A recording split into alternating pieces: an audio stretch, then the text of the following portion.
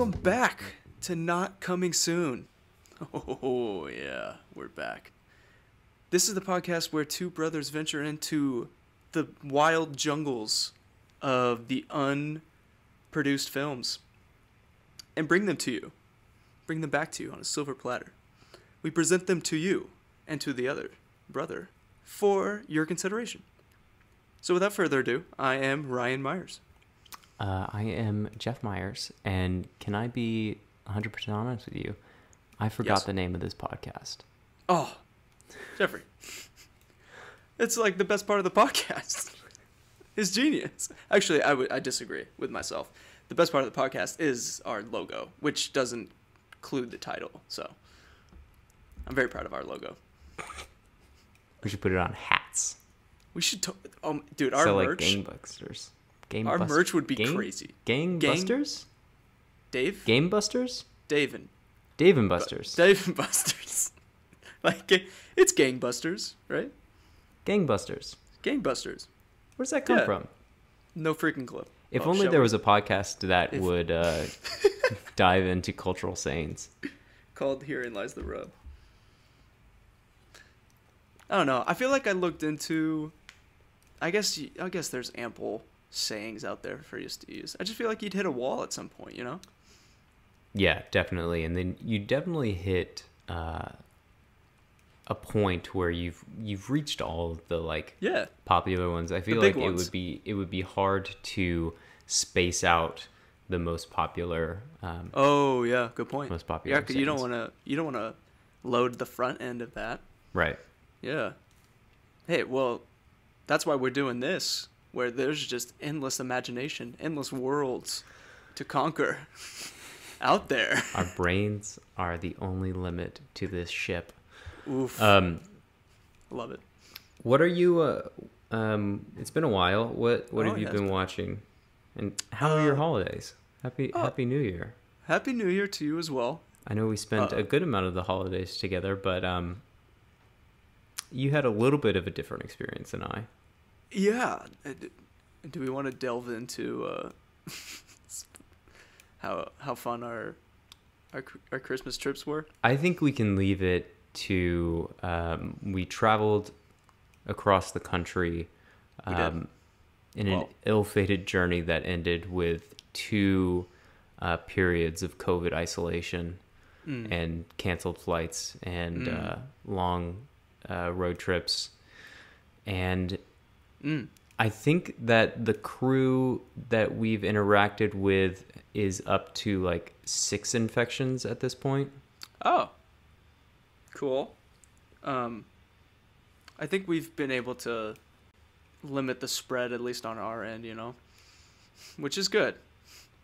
It could be worse. It could definitely be worse. Could be worse. 6 infections. Good stuff. And that's not counting the people who probably won't test. That's an excellent point. I had not considered that. Yep. All right. Well, moving on. Yeah. Well, yeah. No, it was an adventure. I'll tell you that much. And now, who doesn't love the great indoors? So. Finally saw Venom. Hey. Yeah. Just the first one or the second one as well? Just the first one. Oh man. I'm sitting on the second one. I need to get on it. Mm-hmm. I very much enjoyed Venom. Right? Oh, the movie ripped. It was ripped. Yeah. Tom Hardy losing his mind was incredible. Yeah. It was I remember I think I saw it in theaters, the first one. I saw the second one in theaters as well, but everyone knows the not great ratings around Venom. And so I went in with, just expecting to have a okay time and make fun of it. But, I mean, I'm not telling you it's a cinematic masterpiece, but, it is a joyride. It is fun. It's exciting. It's awesome to see the character that way. Mm-hmm. After our only cinematic introduction to Venom was Topher Grace. There was a lot going on with that introduction to Venom. Yeah, beyond the Topher of it all. Yeah. So, no, I very much enjoyed Venom. Is it canon that Venom is trying to stay on Earth because he kind of is a loser at home? That I don't know. That seems like a pretty huge swing to make up. It's true. Like, if that were not the case, I feel like they would be in kind of deep water with the comic fans out there. It's true. So I feel like that's legit. Yeah. I was almost bringing up something from the second one, but I gotta keep. Hold off. I'll get to on. it soon. It's actually on sale, so I'm probably gonna good. jump on that. Good. Right now. Well, how are we gonna talk about Venom without also bringing up, you know who? Oh, or we know who's. Oh, I guess we shouldn't. I guess that's not. I mean, people involved with this podcast probably already saw it. Yeah, all of you movie nerds out there, you cinephiles, loyal cinephiles out there, you definitely have seen. You know, there's no way you don't know. Spider-Man: No Way Home. Yeah. Oh, oof. So satisfying. That's a good word for that movie. It is satisfying. Oh, it is so great to see those years of development that raised us. Mm-hmm. Our first real introduction to superheroes on a big time scale. Yeah. For us personally, I mean, like, I guess we weren't huge into the older like Superman movies. Right. And Batman's a league of its own. But to Marvel, our real introduction to Marvel was Spider-Man. Tobey Maguire. Yeah. And in fact, Sony, when they bought the rights to Spider-Man from Marvel, they had the opportunity for just a little bit more to get everybody. Jeez. To get the rights to all the characters. And they're like, Spider-Man's the only marketable character. We're just going to buy Spider-Man. Wow. Yeah. And that has had knock-on effects 20 years later. Mm-hmm. So, that's interesting. Man, that's pretty wild. Yeah. Somebody asked me if whether I thought that No Way Home was the best Spider-Man movie. And it's hard to answer that question. It's extremely hard. It's hard because without the other Spider-Man movies, this movie is nothing. I would say that easily better than the Amazing Spider-Man. Spider-Man 2 is... Did you watch that before you went and saw No Way Home? No, it was... You told me the night before. I just read detailed plot synopsis online. Got it. Yeah, I need to watch all of those. Yeah. It's been a long time. Spider-Man 2 was great. I had watched Spider-Man, the first one, semi-recently, so I didn't go back and watch that one. So I watched 2 and 3. 3 was not as bad as I remember it being, but it wasn't great. But yeah, if you take away all the other Spider-Man movies, I guess it's still a pretty great movie because Sam, my wife, she hadn't seen Spider-Man 2 or 3 or The Amazing Spider-Man 2. And she still very much enjoyed it. Yeah. My wife hadn't seen any of them. And she enjoyed it. So that doesn't, But I will agree with you. Without the past 5 movies, or I guess, are we going to count No Way Home, Far From Home and Homecoming? Yeah. Yeah, okay. So without the last 7, the plot of this movie doesn't make sense. There is no plot. Yeah, plus Captain America Civil War. Oh, Civil War, of course. Avengers Infinity War. Okay, of course. Avengers Endgame. No, but it's... if you start thinking about it that way, then you can never say a Marvel movie is better than the other because they're all building on each other. That's true. But I feel like you do have the capability of always saying something is worse than the other. I feel like better might not necessarily apply, but you know, Thor: The Dark World is probably the worst of the Thors. Yeah. Have you seen Eternals yet? I haven't seen it still. I haven't. Yeah. I see their big Lego set that they're pushing. I feel so bad, man. It looks so bad. It's bad. I'm just not intrigued. Mm.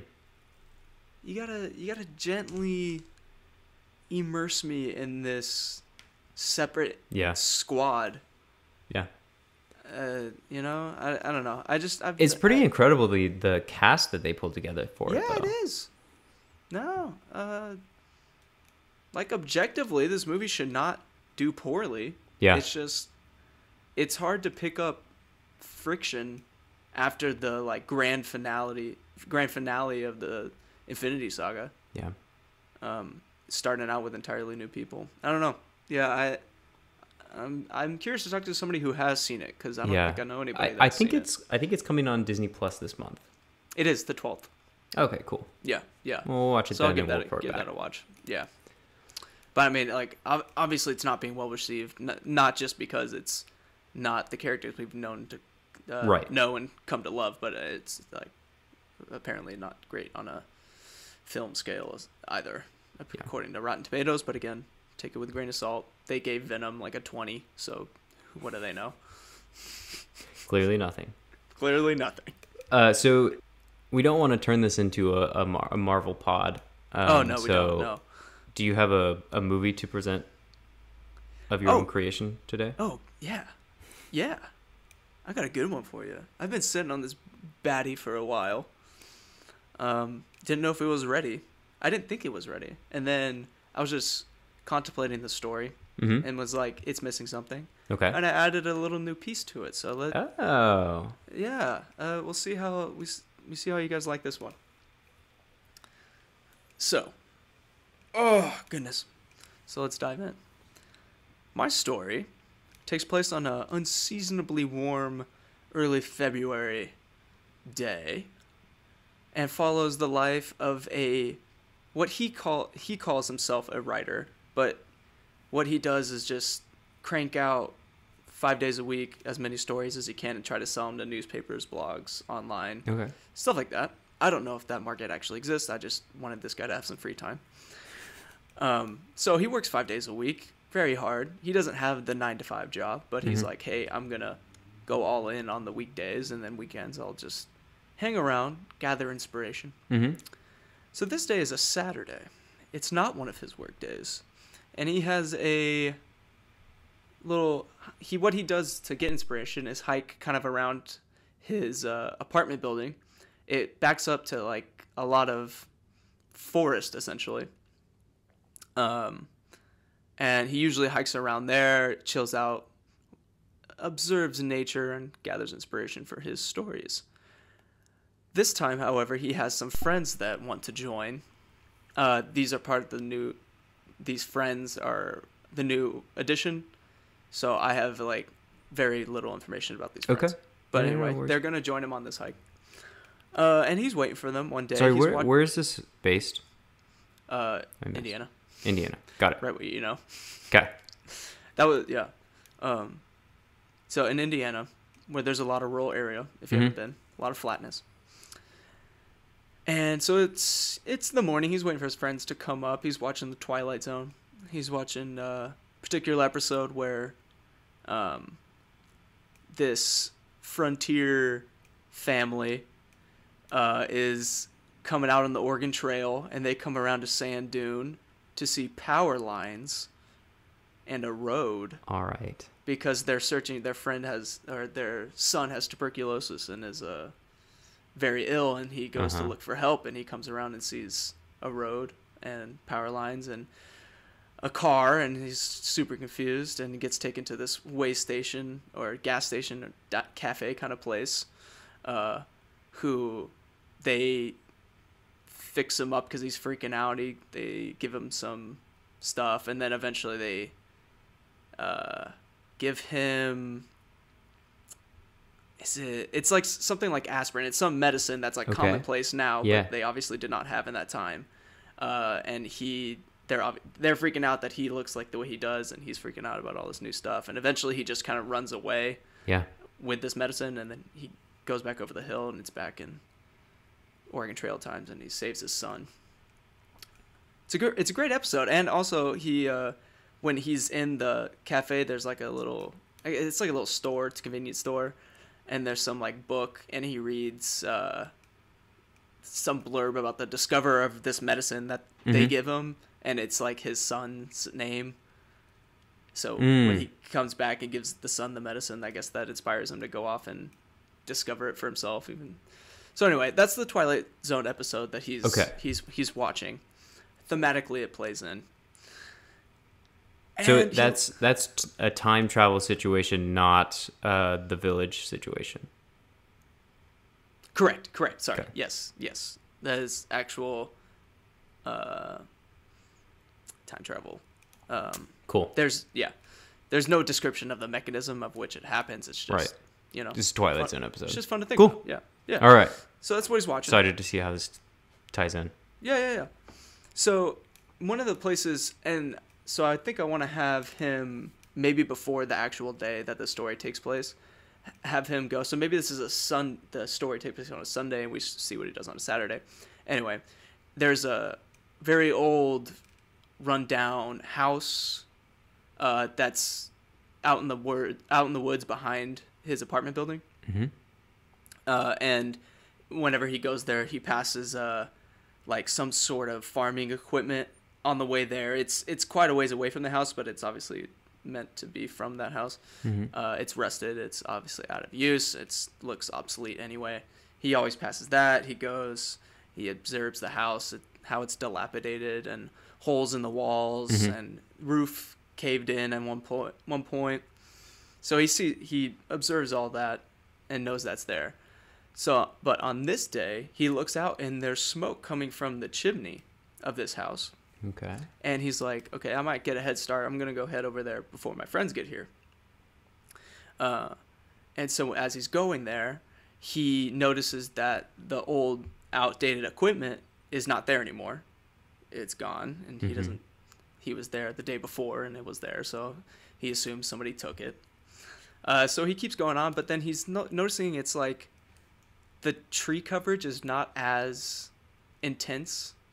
It's not. He usually can't really see too far through the trees since there's so many of them. But he notices that it feels looser. And so he continues on, and he comes to a large wooded barn that has not been there in his treks in the past. And he's looking in the barn. He sees someone in the window. And he's like, okay, I'm going to go ask this person what's going on. Okay. And so I think at this point we can cut to the friends who show up at his apartment building. And he's not there. He's not answering his phone either. But one of the friends noticed that he shared his location with them for something else. So they have Find My iPhone on there. So they are like, oh, he's already in the woods. We'll go meet him there. So they take off into the woods, same direction he went. But they pass the very old rusted farm equipment. All right. Yeah. So then he approaches the barn trying to ask this person what's going on. And he comes around the corner and it's a very long barn, and there's like the classic barn doors that slide open to the sides. Yep. And he goes in there, and first he can't see anybody, but he's looking around and seeing just like obsolete equipment. It's not old. It's just nobody used, like scythes and various wheeled things. I need to do more research of the time period. So it's get specific stuff. Yeah, it's outdated farming equipment, but it is in new condition. Yeah, exactly. And so he's looking around, and then he comes around this particularly large type of equipment. Don't know what it is. And he sees a young boy who's dressed in very, what he thinks is scratchy-looking clothes. Okay. They're not ragged. They don't look like comfortable material. It's like a brown kind of coat jacket thing and a what looks to be like a wool gray shirt, and the boy sees him and kind of looks he's like obviously trying to hide from him, and so he finally sees him and he looks confused and scared. So then he is just staring, and then the guy's like, hi, and then the kid bolts. He runs out of the barn towards the back, or he runs out of the back of the barn, and as our main character is following him with his eyes, he sees the kid running towards the house, and the holes in the wall are missing. The roof is fixed. Mm-hmm. It's got like new paint. It doesn't look old anymore, and he sees the smoke coming from the chimney. So he's ultra confused, and then he just kind of doesn't necessarily want to approach the house yet. Mm-hmm. He kind of lingers in the barn, just looking at the various things, and he sees the what he used to pass every day, the old equipment that was rusting out there. Right. He sees it in the barn, and it's like brand new, or it's newer. It's got all its paint. Looks functional of whatever the function is. So he's admiring that when the barn door explodes, and he's shot at. Yes. And then he kind of ducks away, and then can look up through this window, which is like really mucky looking. It's not a crystal clear window. And he sees the little boy standing next to an older gentleman who has a gun, dressed kind of similarly as the child. And he's yelling at him to get off the property. Mm-hmm. And so there's an altercation. He comes in and he keeps hiding behind the farm equipment, trying to calm this guy down. And he's like not having it. And he keeps trying to shoot at him. And this doesn't have to be as sad or whatever, but I was just kind of thinking they have an altercation and they're wrestling for the gun, and it goes off and kills the gentleman, not our main character. Doesn't have to be that intense, but that's what I had. Okay. And so the young boy is looking at him, and he looks confused, and it's a weird look of like inconvenience, not necessarily sadness, or like what am I supposed to do now kind of look. Okay. Kind of thing. And so he walks over to a main character and just hits him a few times, and then kind of strolls away. Okay. We can have more to that. I'm not sure. No, I'm curious to see why that is. So. It's the idea is, so this is obviously a very old time period. I'm thinking like turn of the century, before that even. Mm-hmm. And I just like death is such a common part of life at that time, and the practicality kind of wins out of everything. And so he's basically, the kid is thinking more along the lines of like logistically, what am I supposed to do now? Okay.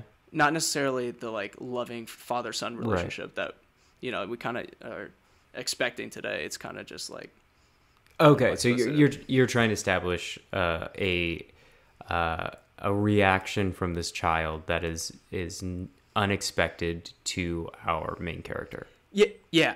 Yeah, exactly. And I don't know if that is typical of the time. I kind of have a feeling it might be, just because it seems like you got it. Yeah, I feel mindset, like but maybe not. There's still probably some feelings. Yeah, maybe not so cold. Yeah. But we'll leave that up to the actors. Yeah, we'll see. Yeah, just have fun with it. Yeah. So he kind of he walks after the boy back to the house, but when he misses him as he goes through the barn, as he leaves the barn, and so when he comes back out to like chase him, our main character, he's gone already. So he makes his way into the house. And then I think probably this time we cut back to the friends who are on their way looking for his phone. They pass where the barn it used to be, and they just see like a couple foundational stones They can't. There's no barn there. He never noticed that Mm-hmm. as being out of place, but we can tell like, oh shoot, that's where the barn is, Mm-hmm. or was. So I think that they kind of go into the house around the same time. I'm playing with how that's cut and edited together. Mm-hmm. But so he's going through the house. It's a very elegant house. There's tremendous woodwork on cabinets, or on desks, on shelves, cupboards. Mm-hmm. And it doesn't look like somewhere, like, even though the man and the boy are wearing like raggedy clothing, and it's like for the time, yes, but like even it seems like they don't belong in this type of house. Right. And so he comes to pictures, black and white, very old pictures of like bigger groups, kind of like looking at like at parties. Mm-hmm. And then a smaller group, and then like individual pictures of men and women. And you can tell like it looks like these are the people he's able to kind of hone in whose house this actually is. Or was. There's nobody else there. And that there's a part of the house where he could see it from the outside, and it was where the roof was caved in. Mm-hmm. And it's like kind of like it's not a castle, but one of those spires that goes up a little bit higher than the rest of the roof. And he finds that stairwell to get up there, and the roof is obviously intact like he saw from the outside. And he gets up, and there's a room up there with not as fancily furnished as the rest of the house. And he can see a picture with the gentleman who is out in the barn, and the boy and mother holding a child, like a baby. Mm-hmm. And it's kind of like implied that they aren't part of the picture anymore. Okay. Which is partially another reason why the boy, like, he's used to this. Yeah. So yeah, they do various things up there, but then there's he's going over this like big like bookshelf case thing to get something out, like some vase that's like, or vase, that's on the top of the shelf, and he stumbles to get it. Sorry, he's with the boy at this point? No, the boy went somewhere that he doesn't know where. Okay, so he's just going through this house. Oh yeah. Okay. And so he's reaching for, sorry, I forgot to mention, there's like a chandelier type, I guess you wouldn't call it chandelier. There's like a roof lamp coming down from the ceiling. And so as he's reaching for the vase, there's a cat up there that kind of does the classic cat noise. And he freaks him out, so he starts to fall back, and the cat jumps on the light and pulls it down and rips a hole in the roof where he had seen it before. Oh, and I got another thing I forgot to mention. When there's more to the chase when the guy's shooting at him earlier. And the holes in the wall that he had seen before, okay. You see that happen like Cool. from gunshots. So yeah, I don't have I have more, but like scenes ish, but I want it to be not as depressing. Okay. No. That was like overall tone, like with the guy dying before, and I don't have anything like super more depressing, but it was just he messes around the house, and then eventually he sees a bunch of stuff that I don't have super specifics of, and then he meets up back with the boy who's in the barn, just like taking stuff out of the barn. And he eventually kind of talks him into like communicating with him, and he's like trying to get stuff out of the barn so that people don't come and steal it, because him and his dad, were they like caretakers of the place while the actual owners were away on like holiday. Oh, okay. So the man that our main character is killed, and his son do not own the house. They are caretakers of the house. Yeah, okay. They stay there over the winter and look after it. So he's like, I need to get this stuff away and like hide it because he's still thinking of their job to protect the area and the equipment and stuff. So they do that, and then he's obviously like working around to get the big piece of equipment out that he would used to see rusted on the way there, because he says it's like the most valuable one, and he's like, it's on wheels, so it's easier to transport. Okay, so he's trying to get it out of the area so that our main character does not steal it. Not necessarily the main character, but just in general, yeah. So somebody doesn't come and steal it. Yeah.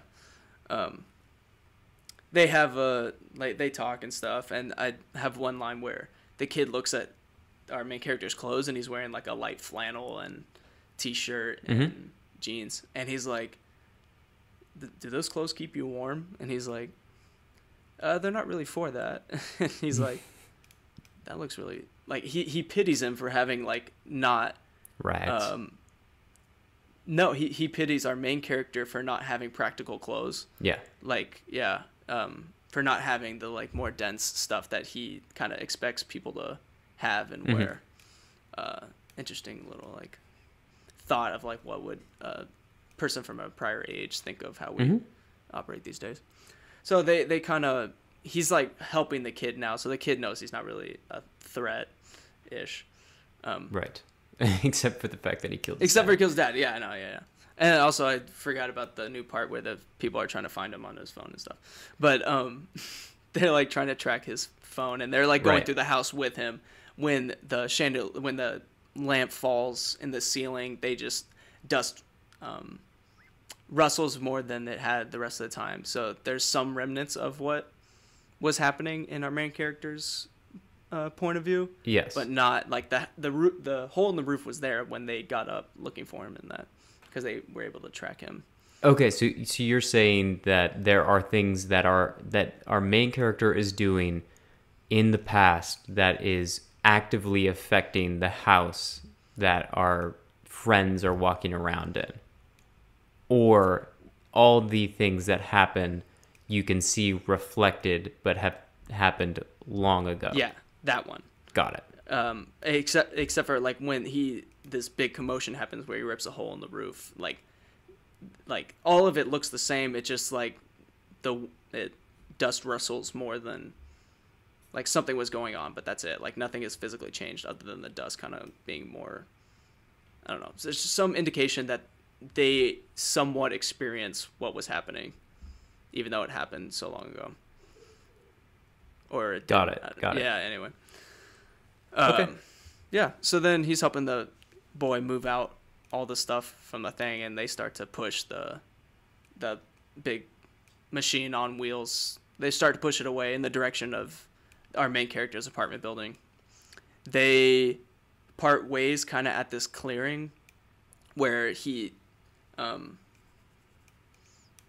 a bigger part early on where he like kind of steps into this other world and immediately feels different and all that. So he steps back over that threshold after like saying goodbye to the kid, and the machine is in the place that it is when he's usually there. And then he steps back out, and then he looks back, and the smoke is no longer there. And he sees his friends like coming up after him. Huh. So yeah, there it is. Interesting. Okay, so that's the whole. Okay. Yeah, I feel like there should be more scenes of peril, perhaps fighting off wildlife. What does he learn? What's the? I don't know. Our connection to the past, maybe more. I don't know. I got this. The idea from this is when you pass like an old house or a broken down thing on the road, you're like, what happened there? That was the idea. Is this an actual Twilight Zone episode or no? It's you fabricated it. That's cool. Oh wait, the one from earlier. Yeah. No, that was a real one. Oh, okay. That was oh no, dude. If I came up with that story, then that would be my story. I'm trying to think of like it feels like a great idea. I feel like but I don't see it as a full There's just got to be another part to the story. Yes. I struggle with that a lot. I feel like I get an idea and write about it, and it's more of a short story than feature-length film. Yeah. Gives me a lot of respect for people that do write feature-length films. I'll tell you that much. Yeah, absolutely. So I'm trying to think of what we could add, because there doesn't seem to be like a centerpiece to the movie. Like, what is this journey about? This journey seems to be like a Twilight Zone episode, which is fine for like but lacks depth. Yeah, I mean it's got the interesting idea for like time travel and our vision of the past in our everyday life. So kind of stepping back and seeing something that is old and dilapidated and thinking about what it was like when it was new. Yeah. But I don't know how how we turn that into a movie. But did you have I don't know, did you want to talk any more about the concept, or do you want to go into casting and anything like that? No, we can go into casting. That was pretty much all I had. But maybe there's some sort of character defect that our main guy has, and maybe this journey gives him perspective, perhaps, in some way, if to add a more three-dimensional aspect to the plot. That's a good observation. I think it is it suffers from a lack of depth to the yes. Yeah. Okay. No, I feel you. But I like it. Cool. I'm intrigued. Yeah, I like there was yeah. You know. Okay. Cool. Yeah. Did you have anybody in mind? No, literally none. I don't know how I can picture these characters. Yeah. Without even seeing a face. They're pretty faceless in my head. Yeah, I'm trying to see where the emotion comes from, and then see what kind of personality and characteristics come with that kind of concept of a character. I mean, to jump on this, I kind of like Andrew Garfield for our main guy. Just because I kind of like Andrew Garfield. But he's got the like good, because a lot of what happens to the main character in this is confusing stuff that he has to react to pretty quickly, and I feel like he does it. I don't know. I can see him doing like whoa kind of type acting a lot. He does that. I like it. Yeah, I like that. Oh, have you seen? Speaking of Andrew Garfield, though, have you seen?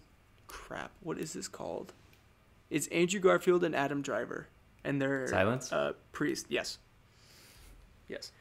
I've seen most of it. Most of it. Did you fall asleep? I didn't fall asleep. It was just I'm putting things on between meetings and trying to consume things. Not the best environment in which I've viewed it in, but have you seen it? Yeah, I watched it all the way through. Gosh, who directed that? I feel like was that Scorsese. Right, yeah. It didn't really feel like a Scorsese. Yeah. But it's and Liam Neeson, of course. How far did you get? I think I have like half hour left. Okay, so I don't want to give anything away. I just felt like towards the last, I guess, half hour, 15 minutes or so, it's kind of a downer. Not that this movie should be like it should not that it should be like the first hour and a half of this movie was an upper. No. It was good because like Andrew Garfield's character, I don't want to really give anything away. He has just been captured, basically. Mm-hmm. Well, again, I don't want to give it. Like, people haven't seen it at all. I don't know. I mean, not that this movie was not intended to be an uplifting, joyride. It was not a feel good romp. But it was it's very intense. I didn't have any trouble focusing on it. I was working as well when I was watching it, so I didn't work that much that day. It's very powerful. It's a powerful film. Anyway, so Andrew Garfield maybe for our main guy. Yeah, I like it. My list of child actors these days is slim to none, so I don't know who the boy would be. Yeah, I'm not sure on that one. Let's just... Danny DeVito's the right height. Let's just DH his face. See if he can there you go. do that for us. Yeah, so Danny DeVito for the kid. Obviously. And then, I don't know. I think it would take the further emotional development of the story to really get an idea for what who these characters are. Yeah, absolutely. And also the friends and exactly. What their purpose is. Yeah. Figure that out. That was another, like, they were inspired by this idea of having like a corn maze where someone is guiding you through it, and then you get out and realize that they weren't there. It's kind of like a same kind of thing that was happening in this story where he's in the past at a different time as they're doing this. A little bit of a knockoff of the lake house kind of deal where you're getting messages from a different time. And I was like, especially without them, because obviously I didn't talk about a ton of their action in the story, but maybe they come up against stuff that blocks their path. But I like that part, okay. But I don't know anything about them. Lake House, what a great film! Great film. Great film. That's annoying. That's annoying because that idea is so cool. Like, so much could have been done with the idea of the lake house, and what they do, they make the lake house. I was being serious. I thought that was an absolute banger of a movie. Do you really? Yeah, dude. Yeah. Sandy B, Keanu Reeves. Super cool idea. It's an awesome idea. It's so cool. I don't think it was executed as well as it could have been. I need to watch it again. Anything can be improved. I remember having that thought. That's true. Nothing's perfect besides The Dark Knight. I watched that the other day. My God. Another stupid movie to watch while I'm working. Quote unquote working. Yeah, how your productivity levels dipped that day. Yeah. God. All right, should I give us a quick summary? I think you should. It will be quick. So today we talked about the tale of a writer based in Indiana who has the desire to go out on a lovely nature walk with his friends one day. Nature. He looks out his window and sees in the place of a old dilapidated house that he walks by often, a smokestack coming from the chimney of that building. It had no place in this time, in this age.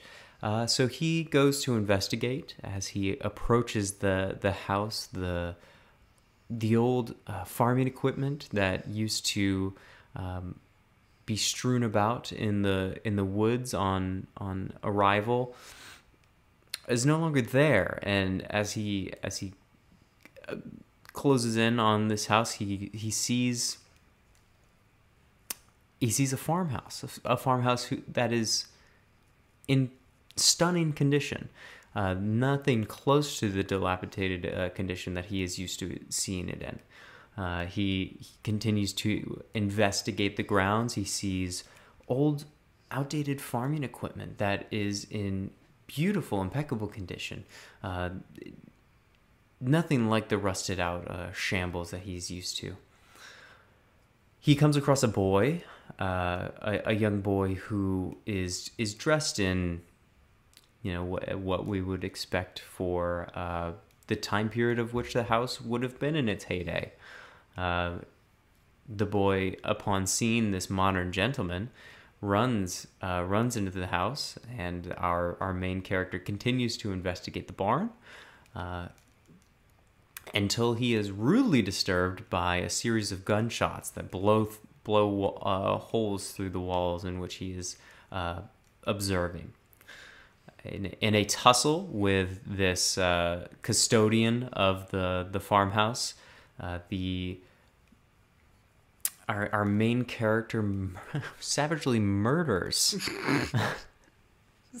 our caretaker. In self-defense. In self-defense. Continues to observe the old but new house.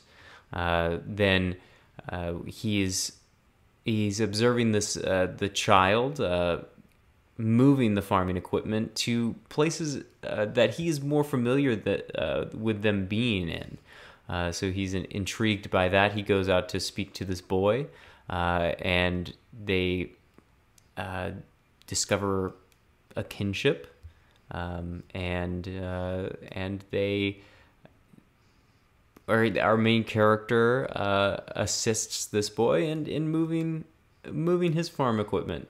And as he gets to the edge of the property, he steps back over the line, almost like Moonlight Graham, and is returned to the time in which he is familiar with. Mm-hmm.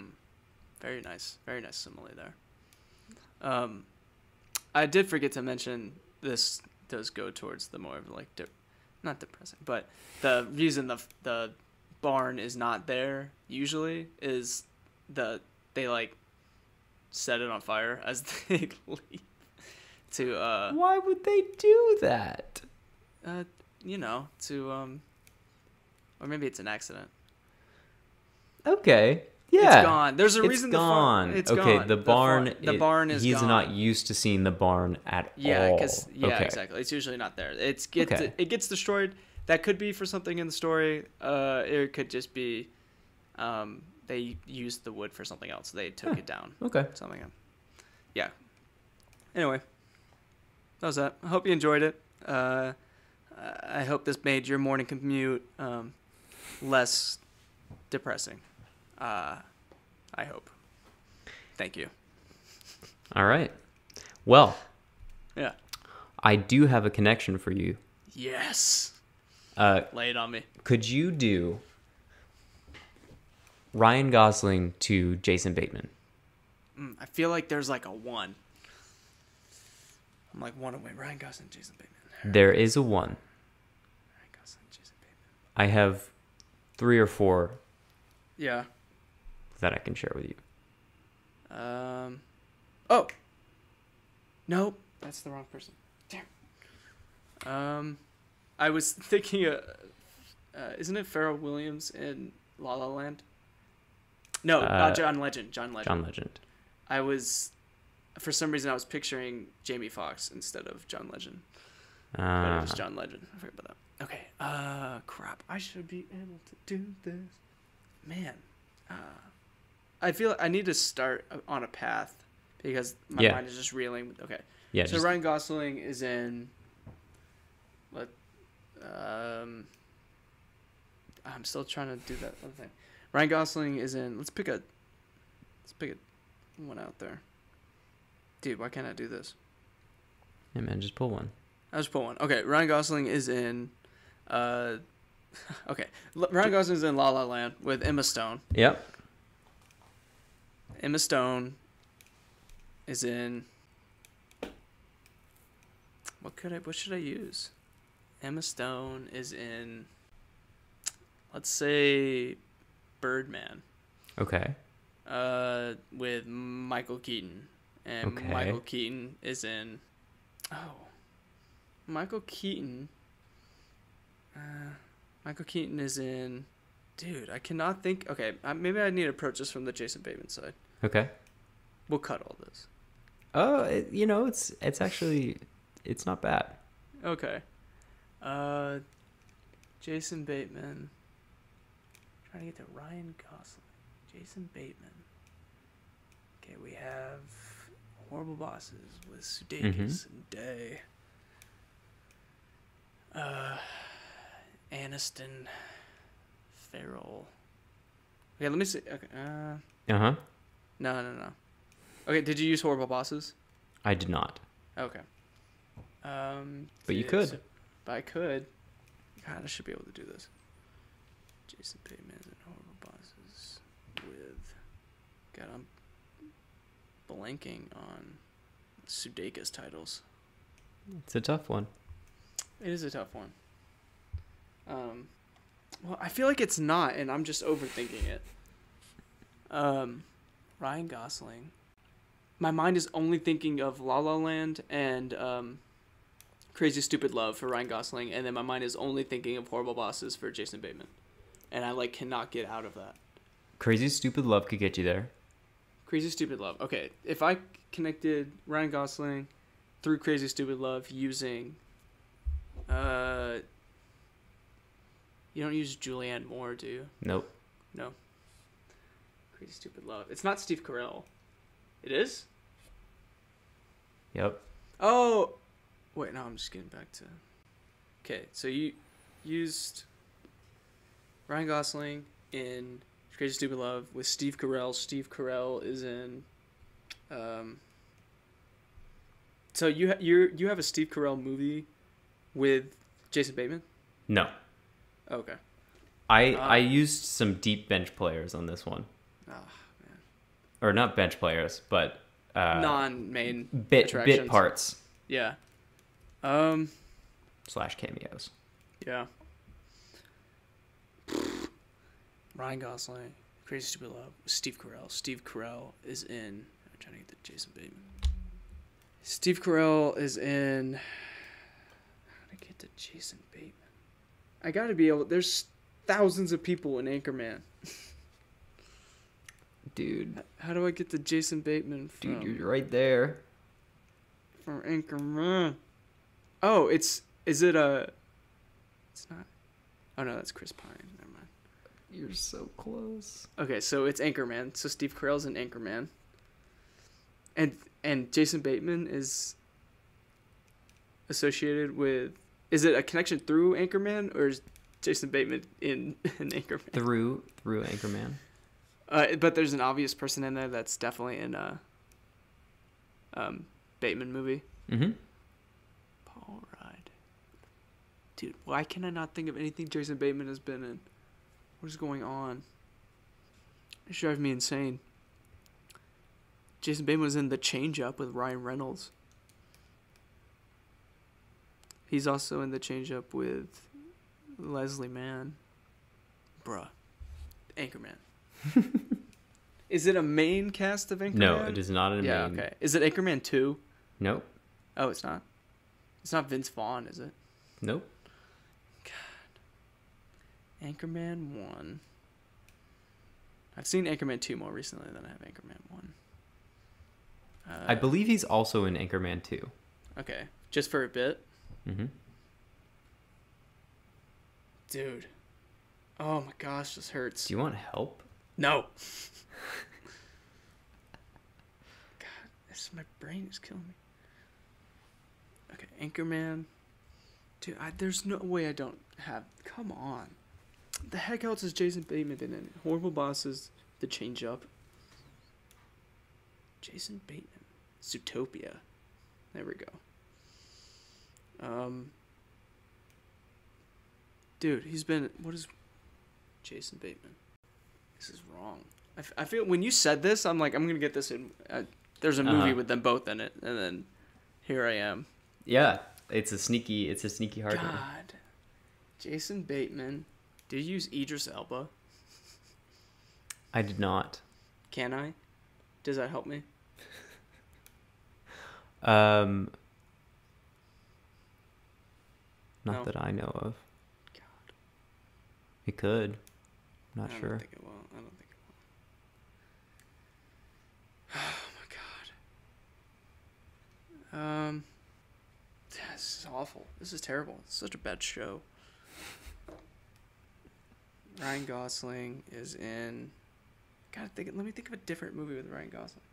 Ryan Gosling, he's in The Notebook with. Who is that? Is that Rachel McAdams? The Notebook? Mm-hmm. Rachel McAdams. Dude, you're right there. You're like tiptoeing around like 15 different ways. Oh my gosh. Rachel McAdams is in Sherlock Holmes, but I don't think that's gonna get me anywhere.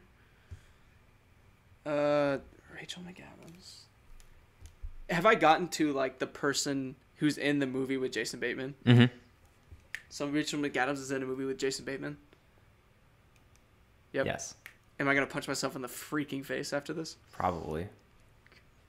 Rachel McAdams. I think you're less of a fan of it than I, but. Oh. Rachel McAdams is in. God, now I can only think of like one person's movie at a time. Like, I cannot stop thinking about Rachel McAdams in Sherlock Holmes, but Rachel McAdams is in a movie with Jason Bateman? Mm-hmm. Spouses. Oh, my God. Jason Bateman and Rachel McAdams are spouses in this film. Yep. Which is a comedy? Yep. Date night. Not date night. Game night. Got it. Game night. Oh. Do you want me to run you through like give me the 15 different ways that you could do this? Oh my god, that was awful. All right, so Ryan Gosling is in. I could go with Crazy Stupid Love, but I think that I'm going to go with The Big Short with Steve Carell. Oh my gosh, yeah. Who's in Anchorman with Ben Stiller. Yeah. Who's in Dodgeball with Jason Bateman. Oh my gosh. Pepper Brooks. Pep. Wow. That's Ryan Gosling is in The Nice Guys with Russell Crowe. Yep. Who's in State of Play. Oh, nice. With Jason Bateman. Oh. And then we can go back and do Ryan Gosling is in Crazy Stupid Love with Steve Carell, who is in Anchorman 2 with Will Smith, who is in Hancock with Jason Bateman. Oh, Hancock. That would have got me there. I thought you said he wasn't in... He was mostly in Anchorman 1. Will Smith isn't in Anchorman I was talking 2. about Ben Stiller. Oh. The Spanish News Network. Oh my gosh. So, yeah, he is in Anchorman 2. Dang. Yep. Totally spaced on Hitchcock. Hitchcock? Yeah. Hitchcock. Everyone's the classic. Oh, one more. Will Smith movie, Hitchcock. The Big Short. Billy Magnuson is one of the real estate agents in Florida who is in Game Night with Jason Bateman. Billy Magnuson, my boy. I have to see a picture. I think he's so funny. Have you seen Maniac? I have not seen Maniac. Maniac is with Maniac with the Netflix miniseries with Jonah Hill and Emma Stone. Oh, I have heard of that, but I have not seen it. It's good. He's in Billy Magnuson is in the newest Bond. Ah. I was like, I've seen him in something recently, and it was that. I haven't seen that either. Good. I've never been like a crazy huge James Bond fan. Yeah. But it's entertaining. It's a good time.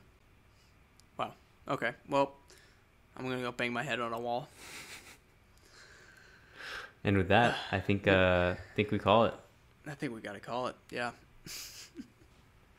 Thank you all for joining us today, and I hope you all had a wonderful time with us. We had a wonderful time recording for you.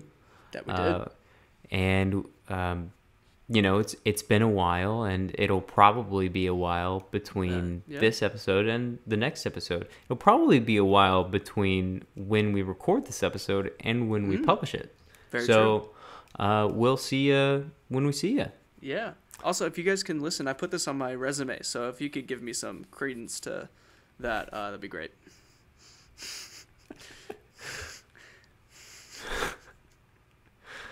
I should put it on my resume. Yeah. Dude, you're a co-host and co-producer of a podcast. They don't need to know how many people listen. We don't have to qualify it with the popular tag. No. All right. Well, it's a hobby. Today I have been Jeff Myers. This day I have been Ryan Myers. And we hope you all have a wonderful rest of your day. And we'll see you real soon. Yeah. Have a safe flight. Bye-bye. Bye-bye.